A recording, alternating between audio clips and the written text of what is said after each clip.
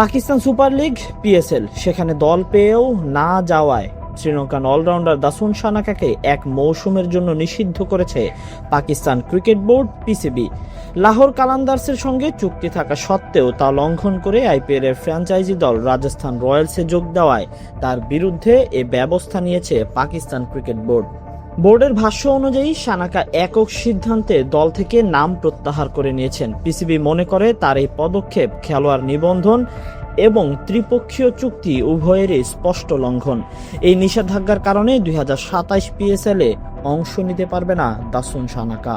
তবে ইএসপিএন ক্রিকইনফোর খবর যেন বলছে ভিন্ন কিছু।